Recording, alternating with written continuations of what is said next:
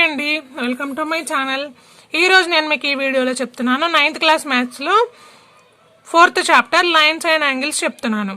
Okay, first lines and యాంగిల్స్లో ఎక్సర్సైజ్లోకి వెళ్ళే ముందు నేను కొంచెం ఇంట్రడక్షన్ చెప్తాను, వినండి. ఓకే, ఫస్ట్ లైన్ సెగ్మెంట్ అంటే ఆల్రెడీ మీకు తెలుసు. Okay, A part of a line with two end points ఉన్న లైన్ని మనం లైన్ సెగ్మెంట్ అని అంటాము. ఓకే, ఇది ఒక లైన్ అంటే దీనికి రెండు ఎండ్ పాయింట్స్ ఉంటాయి. ఓకే, దీన్ని మనం లైన్ సెగ్మెంట్ అని అంటాము. నెక్స్ట్ రే అంటే ఏంటంటే ఇక్కడ ఫస్ట్ స్టార్టింగ్ పాయింట్ ఉంటుంది, దీనికి there is no end point, only starting point is there is no end point. Okay, దీన్ని మనం ఇది ఎంత దూరమైనా ట్రావెల్ చేస్తుంది. ఓకే, ఎక్స్టెండెడ్, దీన్ని మనం రే అని అంటాము. ఇది ఇంకొక సైడ్ కూడా ఇలానే ఎక్స్టెండ్ చేయొచ్చు. Okay, next collinear points.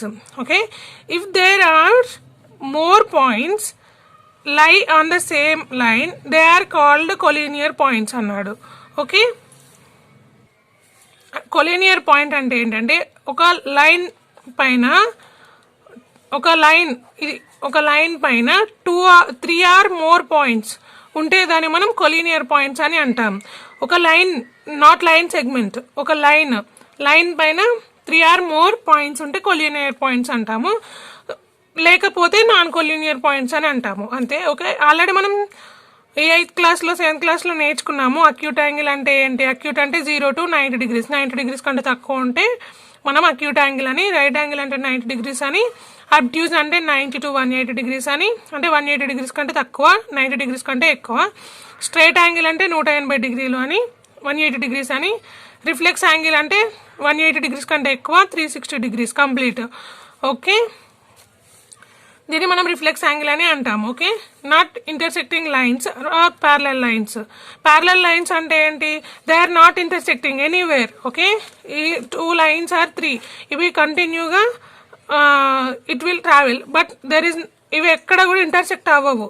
So వీటిని మనం ప్యారలల్ లైన్స్ అని అంటాము. ఓకే, తర్వాత ఇంటర్సెక్టింగ్ లైన్స్ అంటే ఇవి ఇంటర్సెక్ట్ అవుతాయి. ఇంటర్సెక్ట్ అయ్యే లైన్స్ని మనం ఇంటర్సెక్టింగ్ లైన్స్ అని అంటాము. Okay, concurrent lines. Okay, when the 3 or more lines meet at a point, when the 3 or more lines, ఇక్కడ there is 2 lines, ఇవి ఇంటర్సెక్టింగ్ లైన్స్, ఇక్కడ 3 or more lines intersecting at same point, వీటిని మనం concurrent lines అని అంటాము. Okay, next this point is, okay, దీన్ని ఏమంటామంటే మనం ఇక్కడ ఈ పాయింట్ ఉంది కదా, చాలా 3 కంటే ఎక్కువ లైన్స్ ఏ పాయింట్ దగ్గర అయితే ఇంటర్సెక్టింగ్ అవుతున్నాయో మనం ఈ పాయింట్ని కాన్కరెన్స్ అంటాము. ఓకేనా, వీటినేమో కాన్కరెన్స్ లైన్స్ అని అంటాము, కాన్కరెంట్ లైన్స్. ఓకే, ఇప్పుడు ఎక్సర్సైజ్ 4.1 చెప్తాను. ఓకే,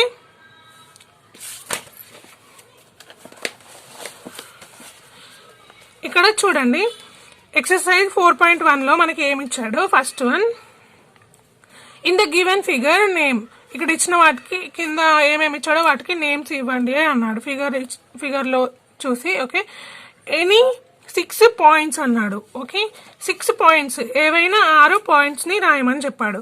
సో ఇక్కడ M is a point, okay, P is a point, and N is a point, Q is a point, and X, Y also 1 point, B కూడా పాయింట్సే, but మనకు అడిగింది 6 points. Okay, తర్వాత second one, మీరు ఏవైనా రాసుకోవచ్చు points. Okay, any 5 line segments. Okay, line segments అంటే ఏంటి? There is end points, 2 end points. Okay, దాన్ని మనం లైన్ సెగ్మెంట్ అని అంటాము. Okay, first one is XM. Okay, next MP. Okay, తర్వాత PB, next YN, NQ, QD. But మనకి ఇక్కడ any 5 line segments అన్నాడు కాబట్టి మీరు 5 రాసుకోండి, సరిపోతుంది. ఇక్కడ నుండి ఇక్కడ వరకు కదా ఇది లైన్ సెగ్మెంట్, వీటికి ఎండ్ పాయింట్ ఇదే కదా, సో అవి line segments. Next third one, any 4 rays అంటే ఏంటి? మనకి స్టార్టింగ్ పాయింట్ ఉంటుంది, ఎండింగ్ పాయింట్ ఉండదు, ఇలా చూపిస్తాం. మనకి ఎనీ 4 రేస్ అన్నాడు కాబట్టి XA is a ray. Okay, తర్వాత PB is a ray. Next YC also ray. QED. Okay, next మనకు అడిగింది 4, బట్ మనము ఇంకా ఏం రాసుకోవచ్చు, ఎంఈ కూడా రాసుకోవచ్చు, పీజీ రాసుకోవచ్చు. ఓకే, తర్వాత ఎన్ఎఫ్ క్యూహెచ్ కూడా రాయొచ్చు. ఓకే, తర్వాత 4th వన్ మనకి 4 అడిగాడు కాబట్టి మీరు 4 రాసుకోండి. Any 4 lines.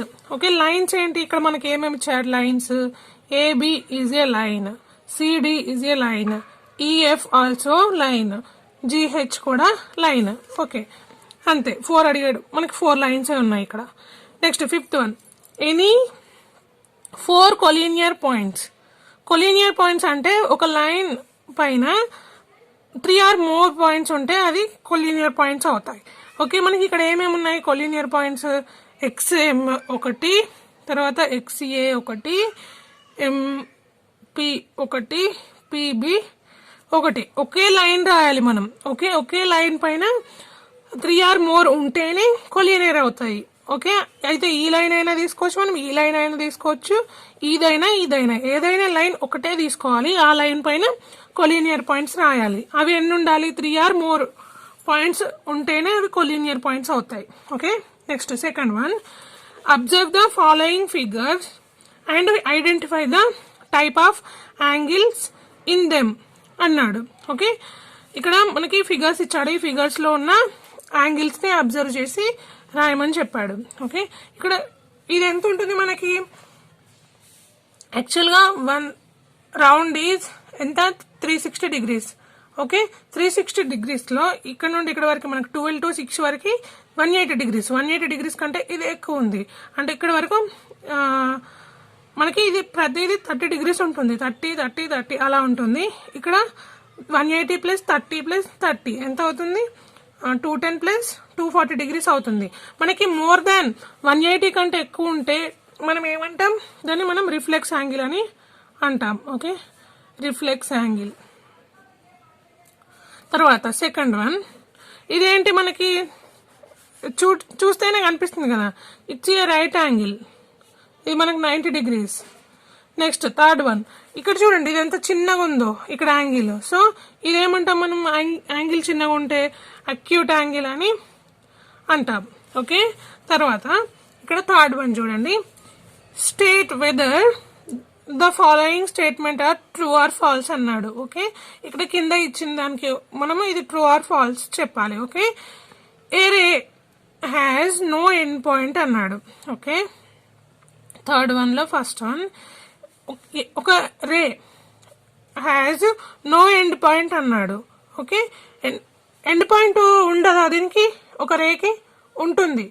Okay, somewhere it compulsory ఏదో ఒక దగ్గర స్టాప్ అవ్వాలి కదా. సో అతను అసలు ఉండదు అని చెప్తున్నాడు. So this statement is false. Okay, next 2nd one line AB is the same line BA అన్నాడు.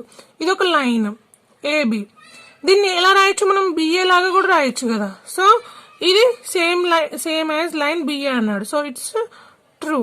ఓకే, తర్వాత 3rd one a ray AB is same as the ray B అన్నాడు. రే అంటే ఇలా ఉంటుంది, ఇది ఏబి. సో మనం దీన్ని BA లాగా రాయొచ్చా, రాయరాదు. బిఏని మనం ఏమని రాస్తాం, మళ్ళీ ఇలా రాస్తాం BA. So it's falls.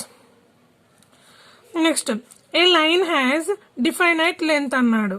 Okay, ఒక లైన్ కి కరెక్ట్ లెంత్ ఉంటుందా, ఉండదు. So it's false. Next 4th one ఇది ఏంటంటే ఒక లైన్ కి కరెక్ట్ అయిన పొడవు ఉంటుంది అన్నాడు. ఉండదు, ఎందుకంటే మనం లైన్ ని ఎన్నో రకాలుగా డ్రా చేస్తాం. ఓకే, ఎంత పొడవైనా డ్రా చేయొచ్చు. సో ఇక్కడ ఏమన్నాడంటే దానికి ఖచ్చితమైన పొడవు ఉంటుంది అని చెప్పిండు. So it's false. Next 5th one a plane has length and breadth but no thickness అన్నాడు. ఓకే, ఒక ప్లేన్. ఓకే, ఒక ప్లేన్ కి లెంత్ అండ్ బ్రెడ్త్ ఉంటుంది, బట్ థిక్నెస్ అనేది ఉండదు అన్నాడు. It's true. Okay, a plane. 6th one two distinct points always determine a unique line అన్నాడు. Okay, ఇక్కడ ఏంటంటే 2 డిస్టింక్ట్ పాయింట్స్, అంటే ఇదొక పాయింట్ ఇదొక point, 2 separate points always determine a unique line అన్నాడు. మనకి ఇక్కడ ఈ 2 వేరు డిఫరెంట్ పాయింట్స్, వీటి ద్వారా మనం ఒక సరళ రేఖని డ్రా చేయొచ్చు అని అన్నాడు. సో మనకు డ్రా చేయడానికి పాసిబుల్ అవుతుంది కదా, సో ఇట్స్ ట్రూ. ఓకే, ఈ 2 పాయింట్స్ సపరేట్ అయినప్పటికీ కూడా మనం లైన్ ని డ్రా చేయొచ్చు, ఒకటే లైన్ ని, unique line. Okay, next 7th one, 2 lines may intersect in 2 points అన్నాడు. Okay, 2 lines intersect in 2 points అన్నాడు. 2 లైన్స్ 2 సపరేట్ పాయింట్స్ దగ్గర ఎక్కడైనా ఇంటర్సెక్ట్ అవుతాయా? అవ్వవు. So it's false. 2 lines intersect అవ్వాలంటే 1 పాయింట్ దగ్గరనే అవ్వాలి, బట్ 2 పాయింట్స్ దగ్గర అవుతాయి అన్నాడు. So that statement was false. Next 8th one, 2 intersecting lines can't both be parallel to the same line అన్నాడు. 2 intersecting lines can't both be parallel to the same line అన్నాడు. 2 intersecting lines, okay, ఇవి ఒక్క same line కి parallel line కాలేదు అన్నాడు. కాదు కాబట్టి, ఎందుకంటే దీనికి ఇవేంటి మనకి, this is perpendicular line. Okay, this is parallel line. ఒక లైన్ కి ఈ 2 intersecting లైన్స్ ప్యారలల్ లైన్స్ అవుతాయా అన్నాడు. సో ఇట్స్ కాంట్ బి, అంటే కాలేవు అన్నాడు. So it's true. స్టేట్మెంట్ ఏమన్నాడంటే 2 intersecting లైన్స్ ఒక స్ట్రేట్ లైన్ కి ప్యారలల్ కాలేవు అన్నాడు. ఎందుకంటే కావు, ఎందుకంటే ఇవి పర్పెండిక్యులర్ లైన్స్, అక్కడ తను కూడా ప్యారలల్ లైన్స్ కాలేవు అన్నాడు, కావు అన్నాడు. So it's statement is true. Okay, next, what is the angle between 2 hands of the clock when the time is the clock is at. ఇక్కడ చూడండి, మనకి ఇక్కడ కింద టైం ఇచ్చాడు. టైంలో ఈ మనకి యాంగిల్ ని ఫైండ్ అవుట్ చేయమని చెప్పిండు, మనకి యాంగిల్ చెప్పమని చెప్పిండు. ఓకే, ఫస్ట్ ఇది మనకి కంప్లీట్ 360 degrees. ఇక్కడ 12 o'clock, 3 o'clock, 6 and 9.